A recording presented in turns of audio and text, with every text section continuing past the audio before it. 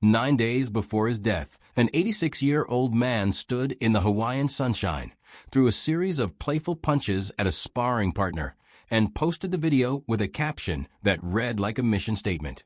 He didn't age, he leveled up. 9 days later, that man was gone. For decades, the internet had killed him off in hoaxes. Car crashes that never happened, hospitalizations that were invented, a pandemic death that was pure fiction. This time it was real. Chuck Norris, the martial artist who became a movie star, then a television legend, then possibly the most memed man in American history, died on Kauai on March 19, 2026, at the age of 86. And in the days that followed, as the tributes poured in from a sitting president, from a Texas governor, from a network that had once dragged him into a courtroom, the world learned something it had not expected. The myth had made a fortune, and the fortune was now the subject of a very human story about a family trying to grieve in public. The house where Chuck Norris died was not a rented vacation property. It was his own, an oceanfront home on the north shore of Kauai that he and his wife, Gina, had bought years earlier because they'd fallen for the island the way people sometimes fall for a place that has nothing to do with logic. He had posted from that same stretch of coastline just over a week before, sparring on the sand for his 86th birthday, joking in the caption that he didn't age, he leveled up. On March 18th, he was hospitalized after a sudden medical emergency. People close to him said he'd spent that same day training and cracking jokes on the phone with a friend, in good spirits, seemingly fine. By the next morning, March 19th, he was gone. His family didn't rush to explain what happened. In a short statement posted to his social media accounts, they said only that the passing was sudden, that he had been surrounded by family, and that he had been at peace. They asked for privacy about the circumstances and never fully provided them. What they did offer, in careful and clearly deliberate language, was gratitude for the decades of support, for the love people had for him, for simply having been part of his story. It was a small detail, but it told you something about how this family wanted him remembered, not as a headline, but as a man who had been loved. The reaction was instant, and, for a man as politically outspoken as Norris, remarkably unified. Donald Trump told reporters that Norris had been a tough, good guy, the kind of man you didn't want to fight. Texas Governor Greg Abbott called him a martial arts champion and an action icon whose loss all of Texas would mourn. Fellow action star Jean-Claude Van Damme said Norris would never be forgotten. Even CBS, the network that Norris had once sued for tens of millions of dollars, issued a warm, uncomplicated statement of mourning. It was an odd kind of ceasefire, watching an industry that Norris had spent years fighting from the outside suddenly close ranks to grieve him. But underneath the tributes, a much colder and more practical question was already being asked in entertainment finance circles. What exactly did Chuck Norris leave behind? It's worth pausing on why that question even needed asking. This was a man whose entire public identity, for the better part of 2 decades, had been swallowed by a joke. Somewhere in the mid-2000s, a college prank turned into an internet phenomenon, and suddenly Chuck Norris facts were everywhere. Absurd, escalating claims that he didn't do push-ups, the earth did, that he could divide by zero, that his tears cured cancer, but he never cried. Norris himself leaned into it, appearing in commercials that winked at his own mythology, writing a memoir that addressed the joke head-on, using the attention to fund his charitable work. It was, in its way, a masterclass in turning a punchline into a second career. But it also meant that by the time he actually died, a huge percentage of the people mourning him online had never seen one of his films. They knew the meme. They didn't know the man, the business decisions, or the money, which is exactly why, within hours of the death being confirmed, financial publications were racing to explain a fortune most of his fans didn't know existed. According to Celebrity Net Worth, the figure widely cited by outlets from Fortune to Newsweek in the days after his death, Chuck Norris's estate was worth an estimated $70 million. It's a big number, but on its own it doesn't explain much. $70 million could describe 100 different lives. What makes this particular fortune worth understanding is how deliberately it was built, piece by piece, across 6 decades, by a man who by his own account never had anything handed to him. The estate itself is not just a bank balance. It includes a lone wolf ranch in Navasota, Texas, roughly 1,000 acres in Grimes County that had been the Norris family's full-time home since Chuck largely stepped back from Hollywood around 2012. It includes the Kauai property where he died, a home reportedly worth in the neighborhood of $7 million. It includes Seaforce Bottling Company, a water business born from an accident nobody planned for. It includes more than 3 decades of film royalties, a fitness endorsement deal that ran almost as long as some marriages, book royalties, and the ongoing syndication income from a television show that at its peak aired in over 100 countries. And quietly, it includes the proceeds of a legal fight against one of the biggest names in broadcast television, a fight most fans never even knew he'd won. No will has yet been made public, so the exact breakdown of who gets what remains private. Under Texas community property law, though, the basic shape of the inheritance is not really a mystery. As his surviving spouse, Gino Kelly, is entitled to roughly half of the marital estate by default, with the remainder passing to his children. And Norris had 5 of them, born across 2 marriages and one relationship he kept almost entirely secret for nearly 30 years. One piece of the estate is already accounted for regardless of how the will eventually reads.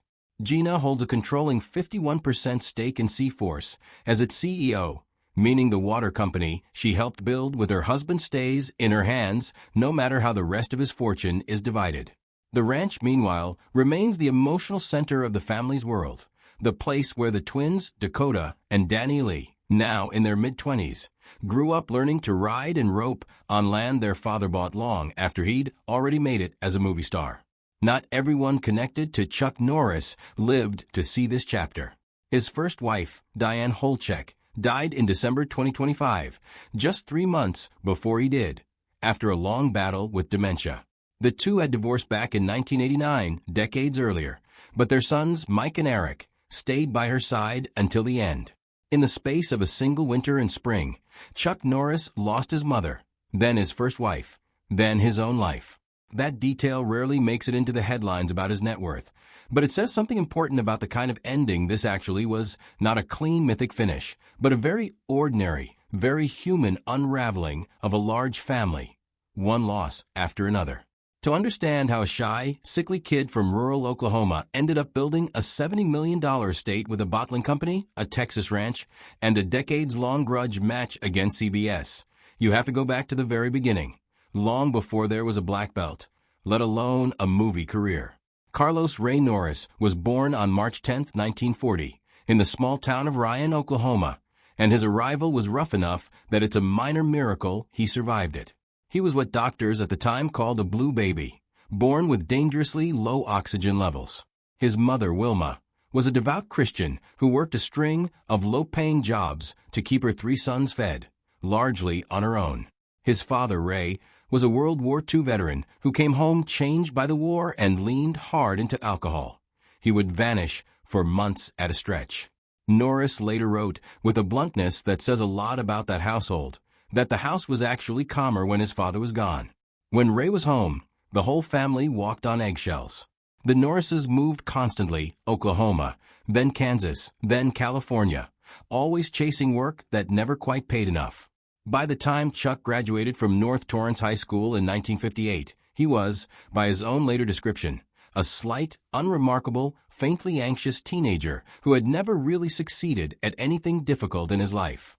Nobody in that graduating class would have picked him out as a future action star.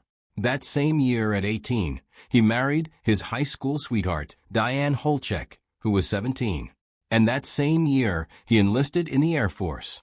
It was an ordinary decision that ended up rerouting the entire rest of his life because the Air Force sent him to South Korea, and it was there, almost by accident, that he wandered into a Tang Soo Do class at Ozen Air Base and found the one thing that would define him. He trained obsessively, 4 hours a day, 5 nights a week, under a Korean instructor named Shin Jae-chul. And within 13 months, he had earned his black belt. He wrote later that it was the first time in his life he had accomplished something genuinely difficult entirely on his own. That single realization did more for his future than any fight scene ever would. It didn't just teach him a skill. It planted the belief that he was someone capable of doing hard things. And once that belief takes root, people tend to spend the rest of their lives proving it true. When he was discharged in 1962, he applied to become a police officer and was put on a waiting list. To fill the time and make ends meet, he started teaching karate out of his parents' backyard. Within a few years, that backyard hustle had grown into a chain of more than 30 karate studios across Southern California, with a client list that included Steve McQueen, Priscilla Presley, and Bob Barker. He became a 6-time professional karate champion and, in 1969, won the sports version of a Triple Crown. He was, by any reasonable measure, already a success. Then he ran into Bruce Lee, and the story changed shape entirely. Bruce Lee first noticed Chuck Norris at a 1967 karate tournament in New York and sought him out afterward. The two trained together for roughly 2 years in Lee's backyard in Los Angeles, arguing constantly about fighting philosophy in a way that seemed to sharpen them both. Then Lee called in a favor. He was directing a film in Rome, and he needed someone credible to play the villain in the climactic fight at the Colosseum. Italian authorities had refused permission to film there, so Lee filmed it anyway, illegally, over 5 days.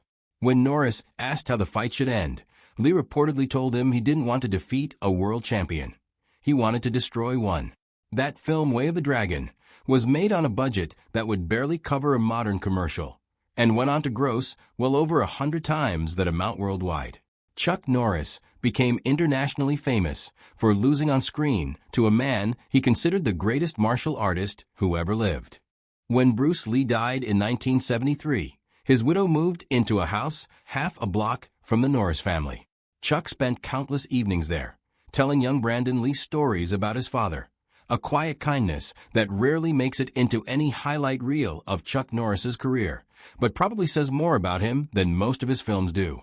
It was another friend and student, Steve McQueen, who pushed Norris toward acting in the first place, telling him bluntly that he already had the presence. Now he just needed the craft. Norris enrolled in acting classes at MGM. His first film paid him $10,000. When no studio would distribute his second, Good Guys Wear Black, he and his producers rented out theaters themselves and released it on their own. It cost about $1 million to make and brought in 18 times that. Hollywood couldn't ignore him after that. By the early 1990s, he'd appeared in more than 20 films and built a loyal, durable audience. But the thing that would eventually make him a permanent fixture of American pop culture hadn't happened yet. Walker, Texas Ranger premiered on CBS on April 21, 1993, and very nearly didn't survive its first season. The original production company backing it, Canon Television, went bankrupt before more than a handful of episodes had been finished. The show was on the verge of being quietly canceled when the ratings from its premiere came in, numbers strong enough that CBS scrambled to find new financial partners rather than walk away. What followed was 9 seasons and 203 episodes, and the distinction of being the first primetime network drama filmed entirely in the state of Texas. Norris wasn't just the star. Through his own production company, he controlled the creative direction of the show, pushed for morally grounded storylines that reflected his Christian faith, brought his brother Aaron on as co-producer, and even sang the theme song himself. CBS itself later credited the Norris family with running a production that stayed on time and on budget for 9 straight years. A rarity in television. His deal reportedly paid him $375,000 per episode plus a share of the profits, which over 203 episodes alone put his acting income in the neighborhood of $76 million. Syndication multiplied that further. By the late 1990s, the show was being licensed for hundreds of thousands of dollars per episode and airing in more than 100 countries. Court filings years later put the franchise's total revenue above $690 million. That last figure is where the story stops being a straightforward Hollywood success and turns into something messier. In 2018, Norris filed suit against CBS and Sony, alleging he was owed more than $30 million in profits the studios had failed to pay him. His legal team argued that CBS had structured its streaming and distribution deals in a way that avoided triggering his contractual share, and that the network hadn't reported any streaming revenue to him in over a decade. The case ground through the courts for 5 years before finally settling in 2023 on terms that were never made public. Whatever CBS ultimately paid to close that dispute is now part of the estate his family is inheriting, a quiet, unglamorous coda to one of the most successful shows of the 1990s. Chuck Norris built his public identity on being exactly what he appeared to be: tough, faithful, family-oriented, unwavering. For the most part, that image held up. But there was one chapter of his life he kept almost entirely hidden for nearly 30 years. And it says as much about who he was as anything on a movie poster ever could. In August 1962, while he was waiting out his Air Force discharge in Riverside, California, Chuck Norris met a woman named Johanna at a bar. He didn't tell her he was already married. Their